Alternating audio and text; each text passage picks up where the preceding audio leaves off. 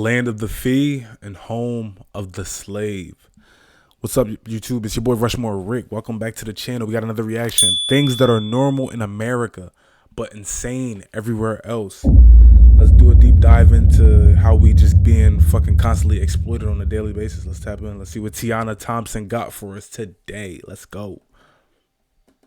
There's a very specific version of America that the rest of the world knows. Hollywood, Silicon Valley, the moon landing, Elvis Presley, the invention of the iPhone, Coca-Cola, the American dream.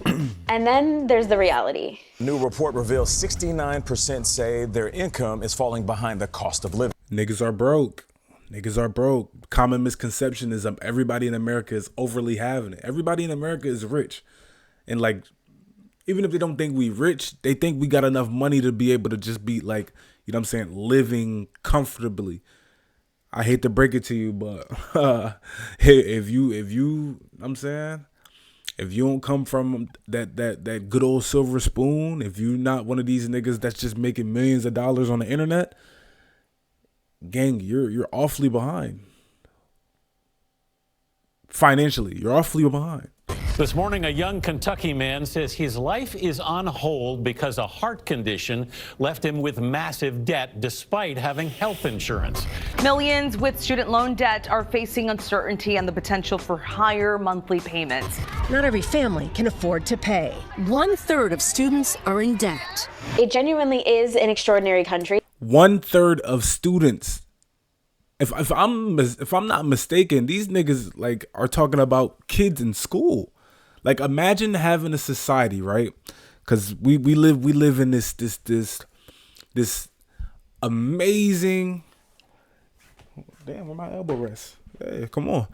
We live in this amazing first world society where if you're not, I don't even want to say middle class, because middle class is slowly becoming non-existent. I think that's what the world wants. That's what America wants. That's what the West wants. The West wants a clearer divide. They want a rich and they want a poor. They don't want a middle. There's not really a room for a middle to exist in today's society, especially towards what society is pushing towards now, and with the elites and shit. However you want to look at it, but it's like, imagine a world where your kids in education.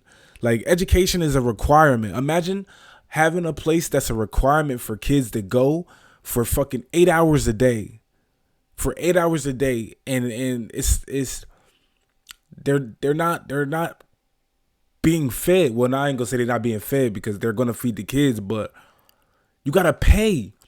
You gotta pay to have your kids fed while they're off doing mandatory education. Sorry, like my thoughts is a little jumbled, but like something like this really just infuriates me, how the people that pull the strings, the people behind the curtain that operate, that dictate and operate how they want the world to work and function, they don't want fairness. They don't want a uniform, peaceful society that just operates on just good human nature. Good human nature to me is, I understand that kids have to grow up in this lifestyle, in this economy, in this ecosystem. Let's create something where no matter if you come from a 2-parent household, a 1-parent household, a no-parent household, you're, you know what I'm saying, you're not as fortunate as the next kid. At least you're able to go have a meal while you're getting your education. At least you're able to fucking have a clean uniform while you're getting your education. You can have a notebook, a pen, pencil, a nice book bag. You know what I'm saying? Like, to me, in these situations, it's just like they're making everything harder for the next man, not even the next man, for the next child. You know what I'm saying? Prove to us that education is something that you truly value. If you truly value education, that would be the main focus. A kid would just go to school and they would just have to worry about, they shouldn't have to worry about if I'm going to be able to eat lunch today. Can I get breakfast today? Can I have an extra fucking juice box? You know what I'm saying? Can I have an extra carton of milk? Because some kids, their only meal is coming from school. Some kids, they barely have enough to eat at home. So not only do they got to worry about what they got to eat at home, but they got to worry about what they got to eat at school too. No, this country makes well enough money. We make well enough money as a country to make sure for the fucking least that kids have something to eat at school. You know what I'm saying? This shit is crazy. In a lot of ways. But this video isn't about that version. This video is about the version that doesn't make it into the tourist brochures. Tell us the truth. The version where you yes. can follow every rule, work hard your entire life, Yes. do everything right, and still lose everything because you got sick. Where children are publicly shamed at school for not having enough money for lunch. Where a machine, not even just people anymore, but machines, ask you for a tip after doing the most basic task. Let me show you what I mean. Let me tell you about James. James is in his late 30s. He lives in Colorado, he's got a good job, a family, and he gets health insurance through his employer. By any reasonable measure, we would say that James has done everything right. Well, in 2019, James woke up one morning with tightness in his chest and pain radiating down his left arm. His wife drove him to the emergency room immediately, and they admitted him right away. For 3 days, he was in the hospital.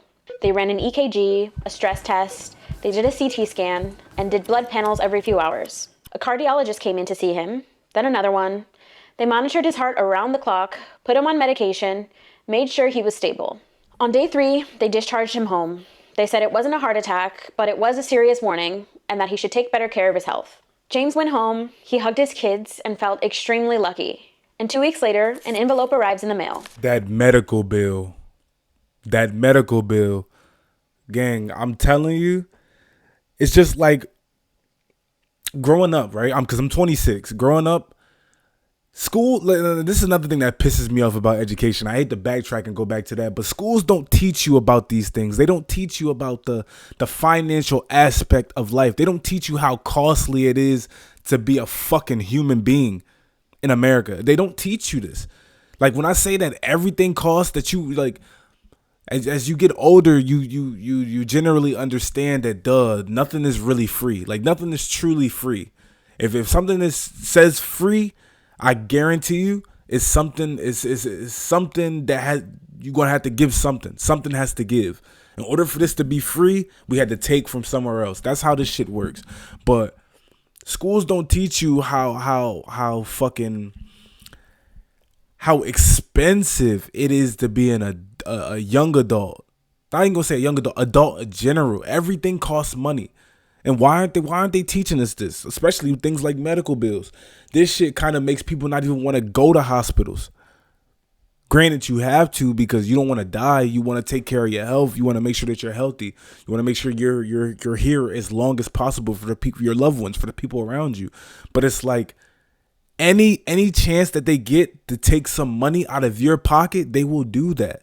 And not everybody. I seen this. I don't want to just throw a number out there, but it was a very high percentage of people that don't even have savings in their account for a medical emergency. Like if something was to happen and they needed to cover a medical bill, most fucking U.S. citizens can't do it. We're broke. We're poor. We're struggling. We're living paycheck to paycheck. How am I supposed to have money for a fucking roof over my head and then at the same time have enough money that if I was to fucking snap my kneecap in half the next day, where's that money coming from? Do I got to take away from my rent? Do I take away from the car payment? Do I take away from the car insurance? My daily grocery tabs? If you have kids, do the kids have to miss out on their financial responsibilities? Money that I got put aside to take care of my family, all my other responsibilities. Like, where is this money supposed to come from? Because with the rise of inflation and everything just costing so much, the wages aren't rising. Where are we supposed to pull this money from? So when you get in situations like this, like what is his name, James, where he has to go to the hospital, he has to get all these expensive cardiologists. Like once you start going to the hospital and they start sending you these fancy ass doctors with these fancy ass titles who went to college and got these masters and shit like that, gang, if they send you 3 cardiologists, just know when you go home and they send that medical bill, I guarantee you're not going to like what you see. You're not going to like it. You're just not. You're not going to be happy. The hospital bill for $112,000. Now, James has health insurance, good insurance even, or so he thought. And his insurance did cover most of his hospital stay.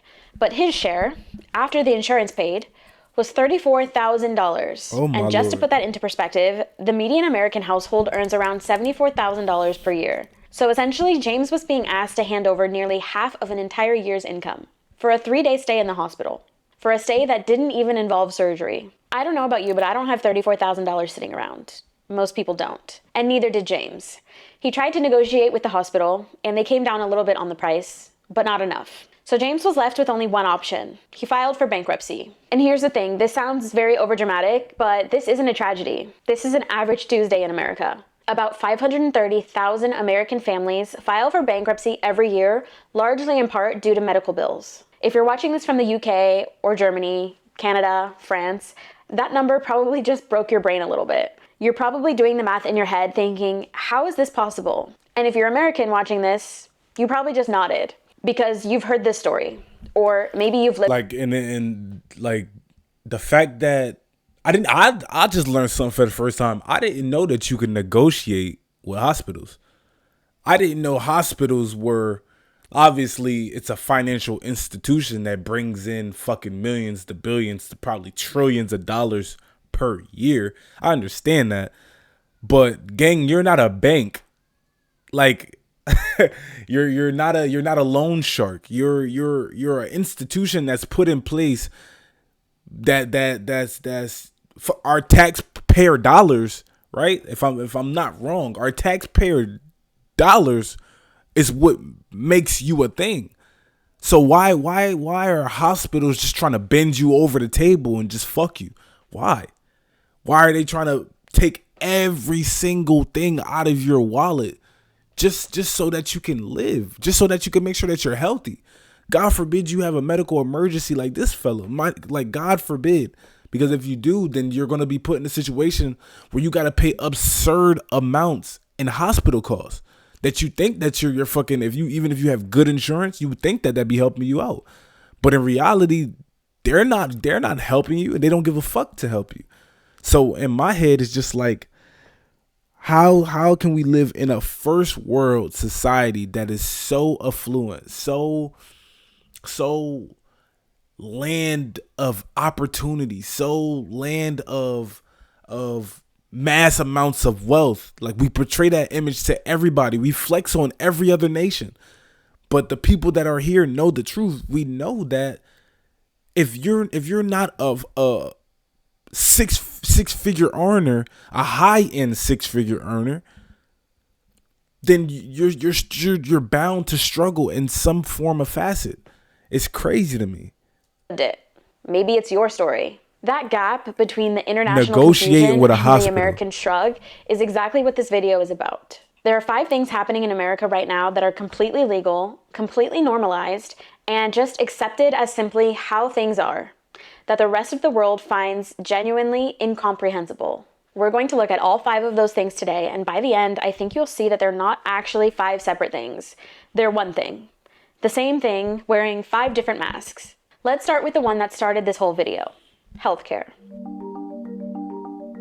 Medical debt. Oh boy. Let's talk about numbers for a second, because the scale of this is important. Every year, approximately 530,000 Americans file for personal bankruptcy, and the leading cause, the single biggest driver, is medical debt. A study published in the American Journal of Public Health found that 66.5% of all personal bankruptcies in the US are tied to medical issues, either the bills themselves or the income lost because of a medical illness. To understand how strange that is, let's do a quick comparison. A 3-day hospital stay in the United States costs on average around $30,000. In Germany, you can expect to spend around $5,000. In Canada, $0 is what you'll pay out of pocket. $0. Those are the same 3 days, the same human body, and generally the same standard of medical care, but extremely different numbers on each of those bills. But we're better, right? We're good old America. You know what I'm saying? Land of the free, home of the brave. Right? We're better than these other places, right? That's what you tell us. That's what you groom us to believe. All throughout fucking elementary, middle, high school. We're groomed to believe that we are America. We are the power nation. But you're literally fucking bleeding your citizens dry. You're taking everything. For a 3-day hospital stay. A 3-day hospital stay is $30,000. So why is that? Well, it's because the American healthcare system isn't really a healthcare system. It's a healthcare market. Hospitals are businesses. Insurance companies are businesses. Pharmaceutical companies are businesses. They have shareholders. They have quarterly earnings calls. They are legally and structurally optimized to do one thing: generate profit. And here's what that means in practice. That means that your hospital has financial incentive to charge as much as the market will bear. And your insurance company has an incentive to pay out as little as possible to maximize their profit. Those two incentives are pointed directly at each other, and you are caught in the middle. And that's not a conspiracy, that's just plain fact. Most other wealthy countries looked at that structure and said, no, some things are too important, too universal, too fundamental to be left to the market. When your house is on fire, nobody shows up with a card reader and waits for you to pay before they act. The fire department exists because society decided that some services need to be available to everyone unconditionally. Most of the world extended that same logic to healthcare. America didn't. Another piece of this is insurance. In America, most people get their health insurance through their employer, which sounds fine until you're sick and can't work. Then you lose your job, which means then you lose your insurance, which happens to be at the exact time that you need it the most. The Affordable Care Act, also known as Obamacare, helped with this problem. Millions of people got coverage who didn't have it before, but it didn't change the underlying structure. The profit motive of these companies are still there. The same procedure at the same hospital can cost 10 times more depending on which insurer you have. So adults in America can go bankrupt for getting sick. But surely, the children are protected from this kind of financial logic, right?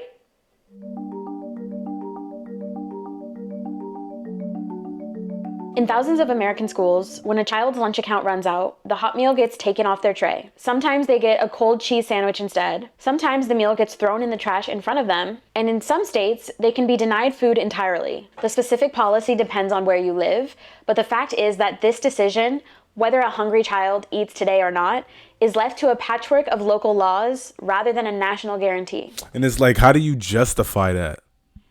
And I say justify that in a sense of putting something like that in place, being a person who works in a system that is like, if this child does not have a certain amount of money in their account because maybe their parents are broke, maybe their parents don't make enough, maybe their parents don't earn enough. If this child does not have a certain amount of money in their account, I can't put hot food on your plate. I can't give you a meal. You see what all this good ass food that the other kids are eating? You know what I'm saying? The pizza bagels, the pizza bites, a cheeseburger with a strawberry milk. I low key miss high school lunches. Some days I do. You know what I'm saying? Some days you get you a nice little cheeseburger with a fucking strawberry milk with a apple juice and a fruit. Imagine being that lunch aide that has to deny a kid a fucking meal because they don't have it's not even in their control. It's not their control. It's not. The kid can't go work a job and earn money to put money into their fucking their lunch accounts so they can go to school and in between going to school have a meal to eat at school. The kid is not in their control. So why are we penalizing children? Like, we want the children in school, right? Because if the children aren't going to school, then that's another issue. That's another legal issue. You know what I'm saying? We want these kids in school. We want kids to get an education. So why are we making it hard for them at these institutions that we want them at? We can't feed a kid because their parents don't make enough? That shit is sick. Imagine being a lunch aide and you got to look a kid. Like, you got to look a kid in the face and say, nah, you can't have this. This is not an option for you. Your parents are broke. Your parents don't make enough. Your parents put all their money into your rent. You know what I'm saying? In 2022, total unpaid school lunch debt across the U.S. exceeded $262 million. Sick. And the reason for this is probably not what you think. 1 in 6 American children lives in a food insecure household, meaning they don't reliably know where their next meal is coming from. And when those children show up to school, the one place that's supposed to be safe, neutral, and educational, they can be publicly marked as the kid who doesn't have money. Some schools have even stamped children's arms with debt notices, like a mark of shame that they carry through the school day. Some schools have even required... How is that legal? That's Potsy. That's Potsy Germany. Like, that's what they used to do. You know what I'm saying? That's straight pajama type shit. You know what I'm saying? Let's single out the kids that are poor.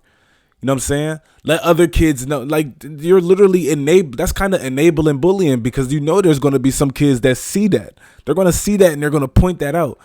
That kid that gets that stamp that shows that, oh, that I don't have lunch money, or every other kid, like, God forbid a bully sees that, they're going to point that out, and this makes kids outcasts. This makes kids not fit in purposely. It's like schools are enabling this shit. That's a stupid ass idea. Whoever fucking greenlit that shit, or even fucking came up with that, proposed it, the person who proposed it is just as bad as the person who greenlit the idea. That's dumb as shit. This kid doesn't have enough money and his family owes money on his school books. Let's stamp his hand. That's dumb. I refuse to. I've never seen that. I've never even heard of no shit like that. I kind of want to refuse to believe that that's even a real thing. Kids to do chores to work off their balance. And in 2019, a school district in Rhode Island announced that it would deny students their graduation diploma if they had unpaid lunch balances, denying a diploma for lunch debt in one of the richest countries in the world. In Finland, they do that in colleges too. Like, if you have unpaid tuition, if you got fucking campus fee, if you have any type of fee regarding to that needs to be paid to the school, even if you graduate, they will withhold that diploma. They will not hesitate. School meals have been free since 1948 for every child, regardless of the income, as a matter of law. In Sweden, lunch is free for all children through age 16. In the UK, every child in the first 3 years of primary school gets a free meal. And in Scotland, that age extends even further. Even in much of the developing world, school feeding programs are standard, often supported by the UN, in countries with a fraction of America's GDP. France, to be fair, does subsidize school meals based on a sliding scale of your income. So wealthier families pay more and poorer families pay less. So it's definitely not 100% free, but it's still meaningfully more equitable than what exists in the US. The United States spends more money per capita than almost any country on earth, and it has no national policy guaranteeing any child a meal at school. It has chosen not to make school lunch free, and that's not an accident. It's a choice. So, we have children going into debt for food and adults going bankrupt for healthcare. Now let's talk about the moment at the end of your restaurant meal when a tablet gets turned towards you displaying 18%, 20%, or 25%. And somehow you're the bad guy if you press no tip. Yeah, this video might run a little long, because one of the things that I'm really, really passionate about, one of the things that I have like I don't know if hatred is the word that I want to use, because I truly don't hate anything. But if I was to hate something in this society, it's fucking tipping culture. Oh my goodness. I want to start with a number that most Americans have never heard, and most specifically people outside of America who can probably barely believe is even real. The federal minimum wage for tipped workers in the United States is $2.13 an hour. $2.13 per hour in the big year of 2026. That number hasn't changed since 1991. So in 30 plus years, while inflation has roughly doubled the cost of living, the legal minimum wage for a waiter or a bartender has not moved a single cent. The assumption built into US law is that tips will make up the difference. And if tips don't cover the difference, employers are technically required to top up the wage to the standard minimum. Technically. But in practice, enforcement of this almost never happens. Wage theft is rampant, and workers are left to absorb the risk. So this means that when you sit down at a restaurant in America, you are not just a customer. Oh no. You are functionally part of your server's payroll. That restaurant has outsourced a significant portion of its labor costs to you, the client, on a voluntary basis, enforced entirely by social pressure. Now look, and as wrong as that is, because I hate tipping no matter what. You know what I'm saying? Like, no matter where you're at, no matter the establishment, I hate tipping. I rather just make the service with the service, like make the cost of the service with the cost of the service you think it should be. You know what I'm saying? I shouldn't have to pay. I shouldn't feel like I'm getting a discount on the service just because in the back of your mind you know that I'm gonna make up that difference by tipping you to match the true value of that service. No, I'd rather just pay for what you feel the service is worth.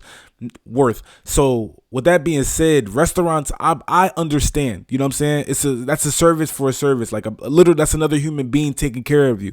Another human being taking your order to the kitchen, bringing your order back, getting you drinks, getting you silverware. You know what I'm saying? Making sure that you're comfortable. Like you don't have to do the work. You sit here and they take care of you. I understand fucking tipping in a restaurant establishment, but you're telling me that these greedy ass companies are not paying these these Starbucks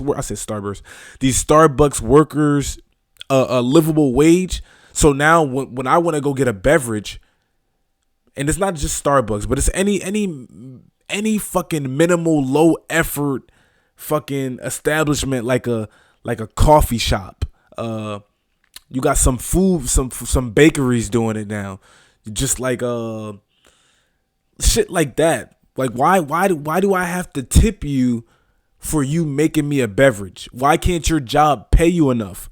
And it's not like I don't blame the people. I blame these greedy ass establishments because they're you know how much money they save by being able to not pay their employees?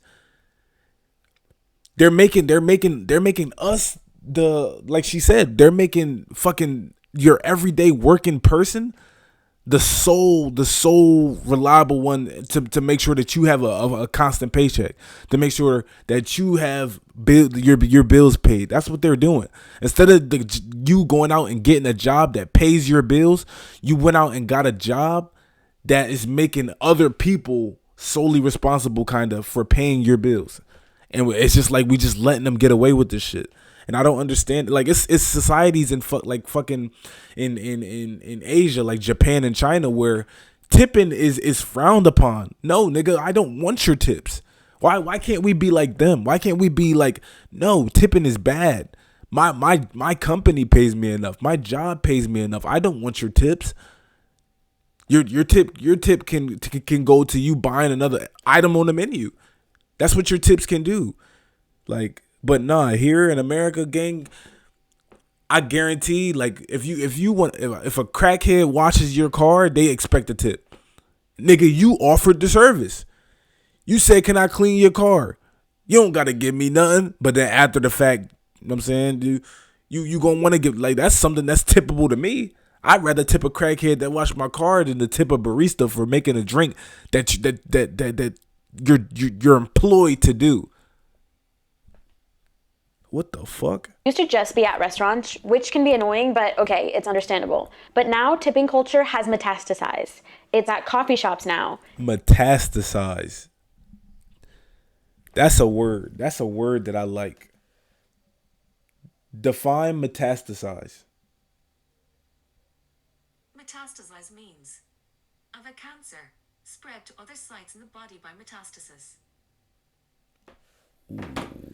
Yeah, Chad. That's a word right there. That's a gem. Takeout windows, food trucks, hotel front desks, airport kiosks, even the self-checkout machines at grocery stores now are asking for a tip. A machine asking you for a tip. And the expected percentage has crept up as well. It used to be that 15% was the standard. Now most tip screens start at 18%. Many of them start at 20%, 22%, 25%, and there's always that third option at the bottom in slightly smaller font, no tip, that you have to actively choose while the cashier watches you. The easy version of the story is that Americans are annoyed about tipping culture. And yes, that's true, but that's not the full story of what's actually happening. What's really happening is that workers are being held hostage by a broken system, and the annoying tip culture is just a symptom of that. The real problem is that a full-time server in America cannot live on their legal wage without tips. That's not normal. In Japan, tipping is considered rude, not just slightly awkward, but legitimately actually offensive. Because the implication when you tip someone in Japan is that that person is underpaid and needs your charity. And they're not. They're very well paid. Service workers in Japan actually earn a living wage. So the idea of them needing tips would be an insult. In Australia, the minimum wage for hospitality workers is around $21 per hour.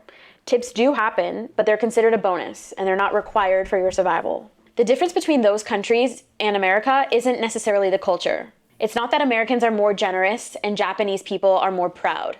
It's simply the labor laws. That's it. And since we're on the subject of labor law, let's talk about what happens when your boss decides they simply don't want you around anymore.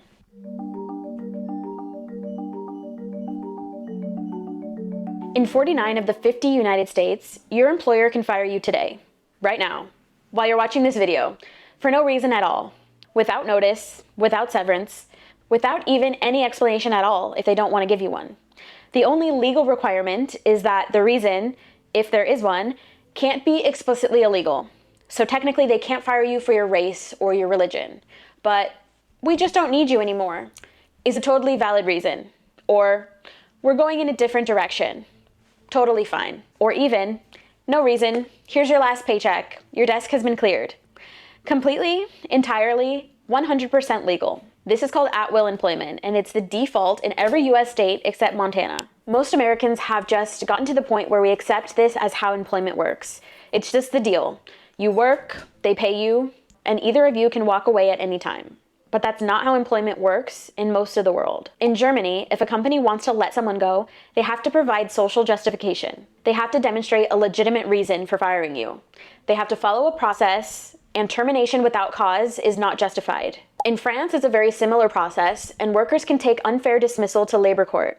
Reinstatement is common, which means you often end up getting your job back. In the UK, employees with more than 2 years of service have full unfair dismissal protection. So you can't just get rid of them when you want to. You have to follow an entire process and you have to document causes, there are hearings, etc. And in Japan, terminating an employee without significant justification is so legally difficult and culturally unusual that lifetime employment at a single company was, until recently, basically the norm. Now, the standard American defense of at-will employment that I know some of you are going to say is, yeah, okay, but workers can quit at any time too. It goes both ways. And yeah, that's true. You can quit a job without any notice, which is a real freedom, if you want to call it that. But here's the thing about it goes both ways. Your employer has lawyers. Your employer has an HR department. Your employer has 6 months of operating reserves, institutional knowledge, and 20 other people who can absorb your work while they recruit your replacement. And you have rent due on the first. So the freedom, yes, is technically symmetrical, but the power is not. So in an argument between a corporation and an individual with a mortgage and 2 kids, mutual does not mean equal. So we have medical bankruptcy, children being shamed for lunch debt, workers depending on tips to survive, and jobs that can vanish without warning. And it's crazy because like these companies, these employers, these people that are in positions of power at these jobs, they frown upon the people, in specifically the younger generations that are, you know what I'm saying, just quitting on the spot or recognizing that, oh, this job isn't for me, so I'm just gonna leave. You know what I'm saying?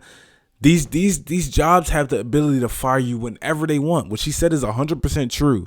And they won't feel bad about it. Letting you go is just like it's a swipe off the shoulder for them. You just dust your shoulder off. That's what you are. You're respecting the will.